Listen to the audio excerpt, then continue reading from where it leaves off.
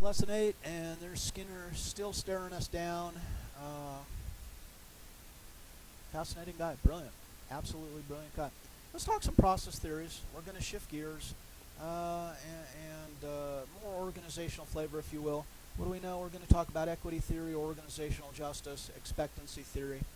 So equity theory, its roots, well, equity theory seeks to understand and explain why people desire fairness and injustice in their exchange relationships. And that's what we're embedded in, is exchange relationships. That is really the nature of our existence. Right? And how do we determine that we've been treated fairly? How do we assess the equity of a transaction? Right? Well, there's cognitive dissonance theory, and I'm not going to discuss it at any great length. It comes to us at Festinger. And, dissonance is arousal, and we become aroused when we do something that operated against our values. But it can also happen that we might become aroused when we're doing something for insufficient pay or insufficient justification. So, and those should be terms that are likely familiar to you. Just world theory by Lerner. Lerner suggested that, hey, we have this individual difference to the extent that we believe or don't believe that the world is a fair place. So if someone is high in just world conceptualization, they believe that good things happen to good people and bad things happen to bad people. So to the extent you're willing to endorse that idea, then you have a high level of just world. The other, flip side of that is, man, no good deed goes unpunished would be kind of the opposite of a just world philosophy. Response to perceived injustice, and this is research I did with Dr. Tetlock and some of our collaborators like Amanda and Derek, etc., and Ori.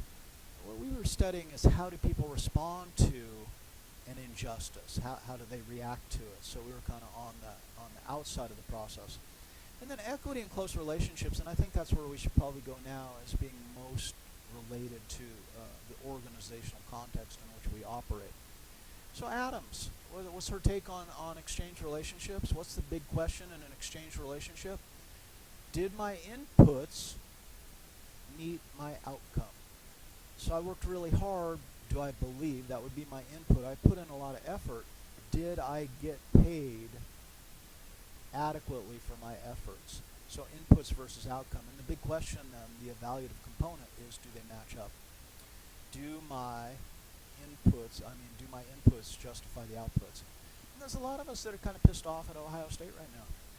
Because let's face it, my inputs is, okay, so we're under this COVID crisis, and I understand that. So we got to knuckle under, and we've got to work hard.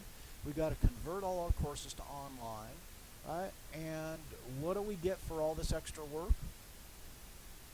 Pay freezes and diminished contracts. And I'm like, screw you. I'm working harder than I've ever worked before, and you've taken away my extended contracts, and you've told me that there will be no pay increases during this duration. Well, the inputs and the outcomes don't really match up, so I enter into a state of, and where is it, negative inequity. Negative inequity, when I look at the equity of the situation, I say, hey, I'm getting shafted. I'm getting screwed. I'm not getting paid what I'm worth necessarily. So I'm in a state of negative inequity. Now, if I believe that my inputs match my outcomes, then I'm in an equitable situation. And if I believe I'm getting paid more than I'm worth, then I would be in a state of positive inequity. Not that that happens all that often, right? So it's often, it's good to think, or relevant to think about Festinger's social comparison theory. And that is, we compare ourselves to others and see how we measure up compared to them when we don't have an objective measure necessarily. But what we find is it's not just about the equation, and do I believe I'm in negative inequity or positive inequity or equitable situation. People differ, so there's an individual difference component. And this is what we will call equity sensitivity. That is, how sensitive are we to that assessment of equity? Now, the benevolents are like, okay, and this is most of my fellow lecturers, we're like, okay, I understand, you know, that it feels like we're getting screwed over, but we do this for the students, not for ourselves. So we're benevolent, we're altruistic, we're contributing to the community, and we get our rewards in this kind of mystical, nebulous ether called I'm doing good for society. And I'll continue to work even harder for my students because I love my students. And this is true. I'm not bullshitting you now. But this is how we then tolerate the negative inequity.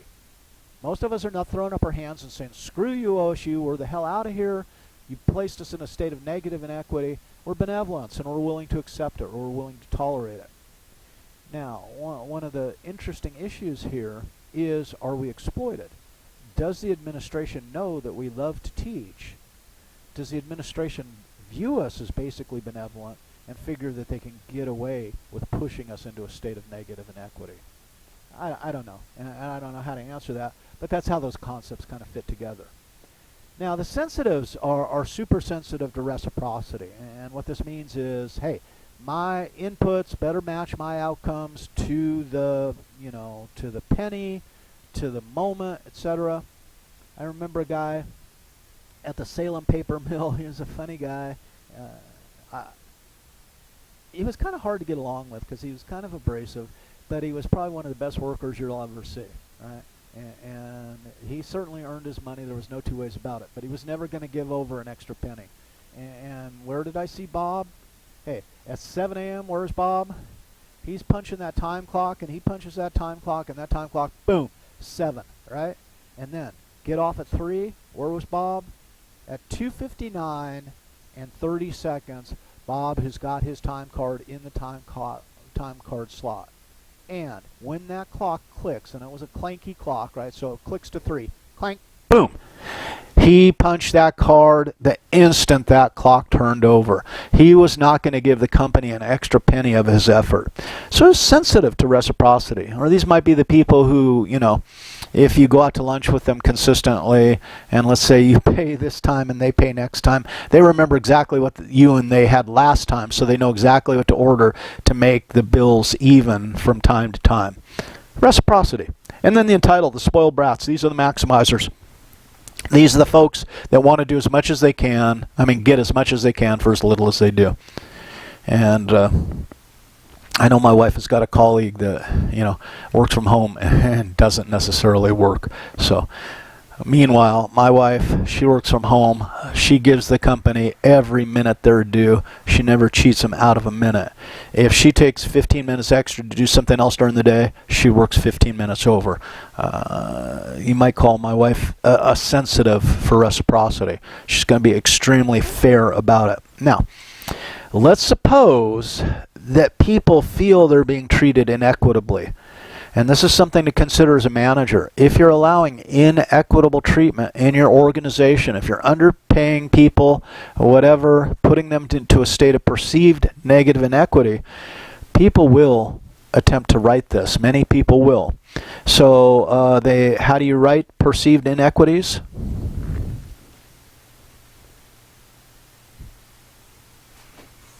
Well, my first real job, the first real job I ever got that I went out and got myself, I worked at Baker's Tacos. I was 15 years old. My mom signed my work permit. She lied, so she said I was 16 so I could work because that was the law in Los Angeles at the time, right? And it was a tough job. It was a shitty little fast food restaurant, an independent one, right? And I worked Thursday, Friday, Saturday, Sunday. I worked about 32 hours. And no, seriously, Thursday night, we closed at midnight. Friday night, we closed at 2 a.m. Saturday night, we closed at 2 a.m. Sunday night, we closed at 12 p.m. And I worked that shift, me and another person. And we had to take the place apart. We had to clean it all up. If you have a milkshake machine, what does that mean? That you take the machine apart and you clean it in boiling water at the end of every shift. It was like an hour to an hour and a half just to shut down. It was an incredibly hard job. And I made all of $1.35 an hour to start with and got paid up to $1.50 an hour, right? Minimum wage for fast food work, right? Back then, or restaurant work. Well, I liked that job. I had a lot of autonomy. The boss trusted me. It was cool. I was the lead after about 2 weeks, right? I mean, it was a cool job. It didn't pay squat, but it was my money, and I lived at home, so I could spend the money on record albums or whatever else. You know, it was my money, and that was cool. But I'll tell you what we did and we weren't supposed to do. We ate. We ate the food that we made. And my boss told us, you can't, if you eat food, you have to pay for it. We didn't pay for it. And he said, I'll know if you're taking food. No, he couldn't know, and we knew that. So, and that's how we righted that kind of inequity, because it was such a hard job and so much responsibility and so low a pay. So we ate, right? I mean, but now people might steal in other forms if they feel they're being treated inequitably. They might steal money. They might steal equipment. They might steal time, right? So you want to make sure that people are being treated in equity, but believe that they're being treated equitably, because if they don't, they will correct it. Okay? Now, some people say, well, what about equality? And let's look at this quick little diagram here to demonstrate equality versus equity. And sometimes we say, well, you know, and this goes back to our diversity lecture, I'm going to treat everybody equal. I'm going to treat everybody equally, but is that the appropriate thing to do? And you can see in this diagram here, in the first image, all three people are being treated equally, but notice the shortest person is not able to see what's going on, right? So equal treatment doesn't guarantee equal access or equal outcomes. And this is something to consider. So treating people equally might sound good, but it generates unequal outcomes. So there's no guarantee, and let's say this again, that equal treatment guarantees equal outcomes. So if we're going to value diversity or manage diversity, right, then we got to bump it up again, and we got to start thinking in terms of equity. So what's equitable? Well, what we can do then is we can make modifications so we can address the problem. And in this case, what we do is we value diversity, and we realize some people are shorter than others, so what we're going to do is we're going to make work aids that even it out.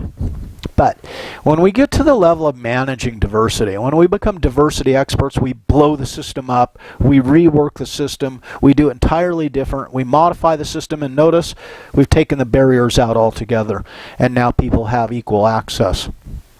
So think in terms of diversity and equity and equitable solutions to diverse issues. Take some creativity. But the bitchin' thing is, when we get to demonstrate our creativity in solving organizational issues, what would Maslow say? I'm getting to exercise creativity in the solution of organizational issues. What does that sound like? It sounds like frickin' self-actualization, and that's amazingly motivating. Okay? So, a little bit on organizational justice, distributive justice. How do we know the system is being just? Well, the first thing we do is we look at the perceived fairness of allocations and rewards, right? So are these rewards distributed in a way that we believe is just, right? Okay, so that's a consequence. Okay, so we say, okay, this looks like the rewards are being distributed unequally. So that might lead us to the second question, that is assessing the procedural justice. Well, then how was this decision made? And that's the procedural justice. So distributive justice is focusing on the outcome. Is justice distributed fairly? But procedural justice is how was that decision made? What process is used to make that decision? All right? Okay? And then interactive justice. Interactive justice is the perceived manner of implementation. And often interactive justice is how was this explained or how was this communicated to me. And people are sensitive to that. So often people will process a justice outcome in a way that we agree with if they're told up front how the decision was made. So what do? Well, you look at the nature of the consequence, and that's the distributive justice, and then you say, okay, so how was the decision made, and how was it explained to me? And all three of those become critical in organizational justice. So if you're a supervisor, if you're a manager, consider all three aspects. Were the rewards distributed in a way that people will perceive it as being equal or fair, right? And then, what process are we using to make the decision on the allocation of those rewards? And then finally, how are we going to explain this to our people? And that's the interactive part. So you have to attend to all three of those. And again, as a manager, and this is really kind of a manager task rather than a leadership task, right? As it's managing a process, how is this done? Now, we need to move on to expectancy theory. And Vroom, cool name, huh? Well, it's a model of motivation, but it's based on the expectation that a given expenditure of effort will yield the outcome and that the outcome is attractive. So it's a three-piece model, right? And the expectancy is, can I do what's required? So that's tied to self-efficacy, if you will, and something we're going to talk in the next lesson, right? What's the subjective probability of me achieving this outcome? Can I do it, right? So we answer that question. Can I do it? Yeah. And if I do it, will it yield the desired outcome? So I can do the act, but doing the act, will it then generate the desired outcome? Okay? And will that outcome be desirable? So the three aspects. And notice this is a highly cognitive theory. What Vroom's talking about is people then move through these three steps to determine, right, whether the act will be motivating. And so the formula, will I be motivated to do this act? Well, I believe I can do the necessary procedure. That procedure will yield an outcome, and that outcome is then desirable. So those are the three pieces to Vroom's expectancy theory. Highly cognitive, all right, and not so emotional. So scientific management. And this is something we did a lot of at the paper mill, and it's something we do in education, and a lot of educational research is kind of looking at this area in determining what are best practices, right? And it's based on systematic observation, experimentation, and reasoning. This is why I'm such a fan of flowcharting. Because let's suppose that we're asking our packaging machine operators at the paper converting plant, at the paper mill, we have, 4 different packaging lines operating, and we have 4 different packaging line operators operating at a given time. We run this 4 shifts, right? So that's actually 16 people who are, let's say, making product changeovers. Let us then have everyone produce a product change flowchart. That is, how do you do it? And then we bring those people together, or we bring them together and have them produce the flowcharts, and then we listen to the discussion. And we determine what is the best method for making product changes. That is what is the best practice. And where it boils down to opinions, says one person says, well, my system's better. Another person says, well, I think his system's better. Another person says, no, it's my system. Then what we do is we try to convert those opinions to data. We figure out how to generate hypotheses about each step in the process and how we can measure. And based on those measurements, then we produce new flowcharts that represent best practices. Once we have best practices under our belt, what do? Now we develop a training program that trains new employees the best practices. And this is how continuous improvement is done in that regard. So very Deming-like, right? So we develop standard method. Time and motion studies are a way to do this. We select employees with appropriate abilities. So this also then feeds to our hiring process. We look to hire people who have these abilities, right? And then we don't hire the applicants that don't. Workers are trained in the standard method, and we support the workers, we reduce interruptions to their process, and we reinforce the performance. So notice scientific management is really kind of capturing almost everything that we've talked about previously here, at least the positive aspects that we've talked about here. Now, homework 14, number 4, job design. This is looking at the context of the job, which was that little box that was here on the initial kind of systems model slide we showed at the beginning in part 1. Job enlargement, does it motivate? Well, what is it? It's also known as horizontal loading. It increasing variety of tasks at a similar level of difficulty. So that is, I don't just do one thing, I do many things, right? That is, I have more tasks put on my plate, right? So in this case, horizontal loading, the variety of tasks, but at their similar level of difficulty, right, make me feel good because I'm capable of doing more tasks. Now, job rotation is moving from between jobs, and this is often done on production lines.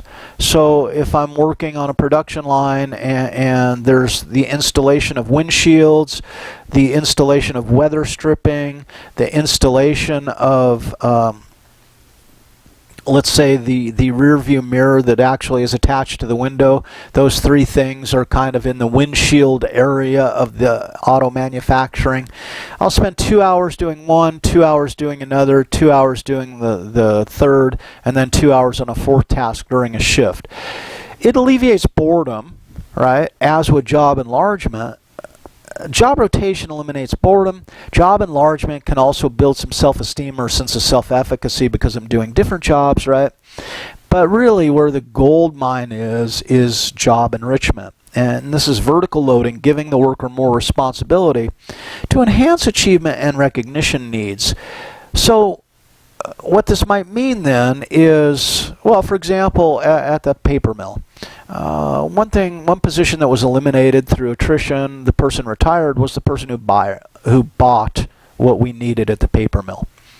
So if you are operating a packaging line, you need labels. You need boxes, that is cartons. You need the plastic strap that goes around the carton. These are all materials we purchase from outside suppliers. What is to prevent the organization from eliminating the buyer and teaching me, the worker on the packaging line, the skills of buying?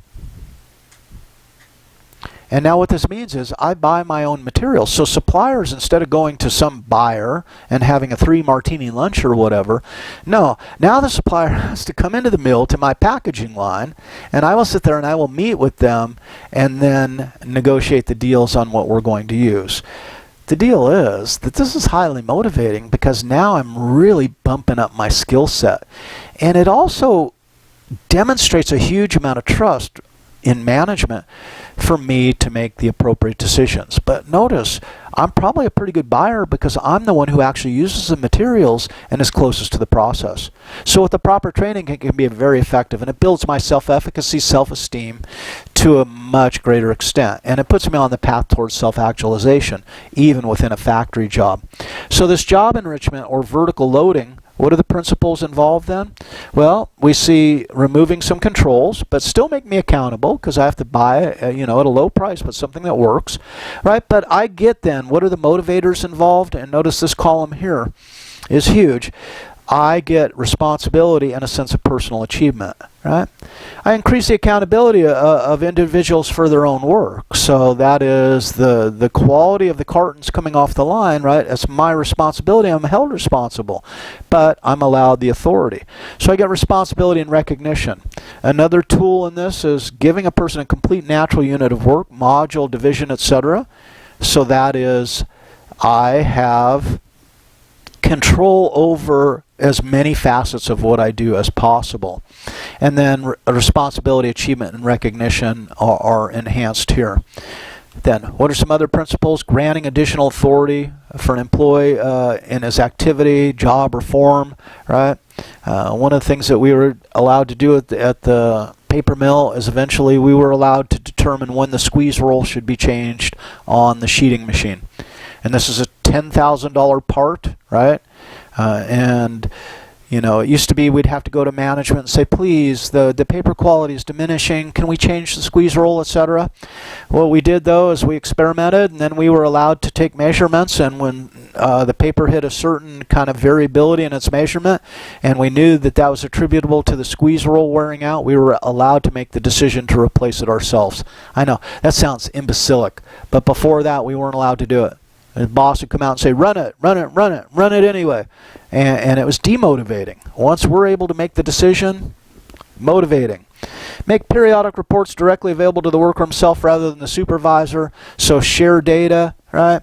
This is internal recognition. I trust you with this data. Introduce more difficult tasks previously not handled. Growth and learning, again, self-actualization.